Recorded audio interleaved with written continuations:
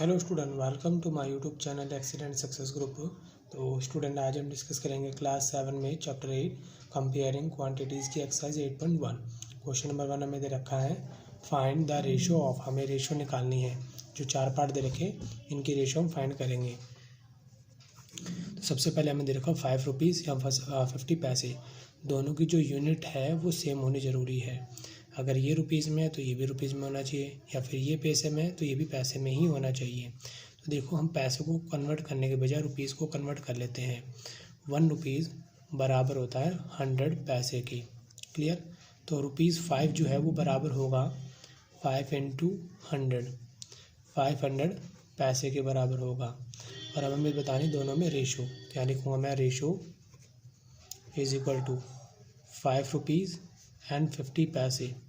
इनके बीच में रेशो बतानी है। तो 5 रुपये किसके बराबर है? 500 पैसे के। और ये भी पैसे, दोनों पैसे पैसे हो गए। 0 से 0 कैंसिल हुआ। दोनों में देखो सेम नंबर 5 का डिवाइड हो रहा है। 5 1 ज़ा 5, 5 10 ज़ा 50। तो हमारी जो रेशो होगी वो कितनी आ जाएगी? 10:1। ये हमारा ए पार्ट हो गया। अब डिस्कस करते हैं बी पार्ट। यहाँ 15 किलोग्राम है, यहाँ 210 ग्राम है। तो किलोग्राम को चेंज कर लेते हैं। 1 किलोग्राम बराबर होता है 1000 ग्राम के। 15 किलोग्राम बराबर होगा 15 इंटू में 1000। तो ये हो गया 15,000 ग्राम। हमें बतानी है रेशो किसके बीच में? 15 किलोग्राम एंड 210 ग्राम। तो 15 किलो किसके बराबर है? 15,000 ग्राम के। यहाँ पे 210 आया, 0 से 0 कैंसिल हुआ, 1521। दोनों में देखो 3 का डिवाइड जा रहा है। 3 5 से 15, 2 0 आ गए, 3 7 ज़ा 21। तो रेशो आ गई हमारी 500:7। क्लियर। ये हमारा सेकंड पार्ट हो गया। अब डिस्कस करेंगे इसका सी पार्ट। सी में हमें दे रखा है 9 metre 27 centimetre.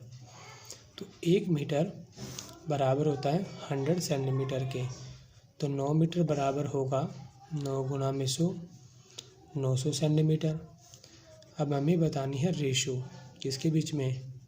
9 metre is to 27 centimetre. 9 metre का मतलब कितना है? 900 सेंटीमीटर। और 27 सेंटीमीटर दे ही रखा है। दोनों का रेशो सेम है, मतलब दोनों सेम यूनिट में सेंटीमीटर सेंटीमीटर। दोनों में 9 का डिवाइड जा रहा है। 9 1 ज़ा 9, 9 3 ज़ा 27।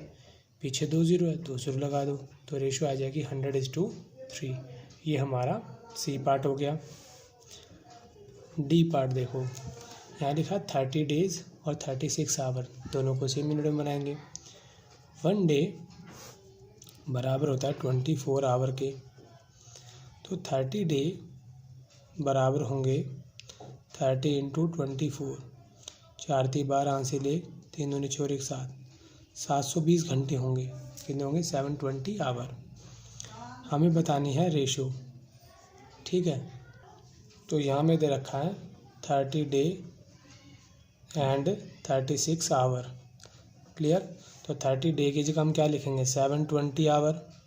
और यहाँ पे 36। देखो दोनों नंबर 12 की टेबल में आते हैं। 12 6 ज़ा 72, 12 3 ज़ा 36।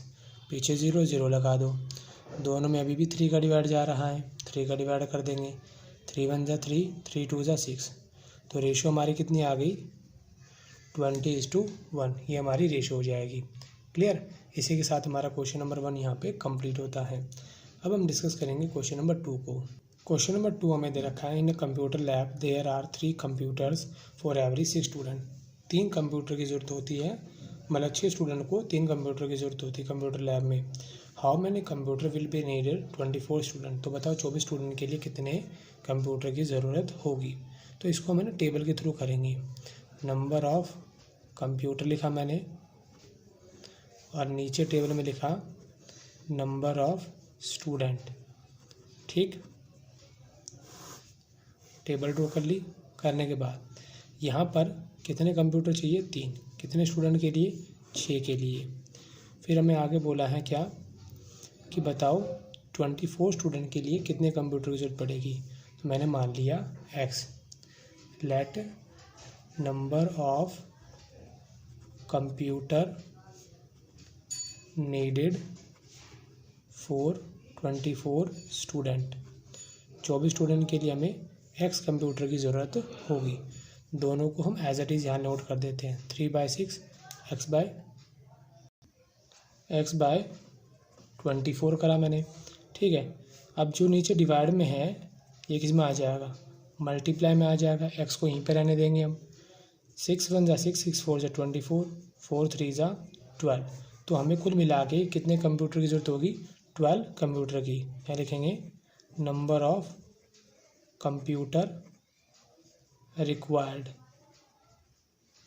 हमें कुल मिला के 12 कंप्यूटर की ज़रूरत होगी।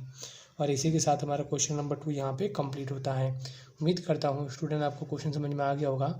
अगर आपको वीडियो पसंद आए तो वीडियो को लाइक करें, शेयर करें, कमेंट करें और इस चैनल को जरूर सब्सक्राइब कर लें।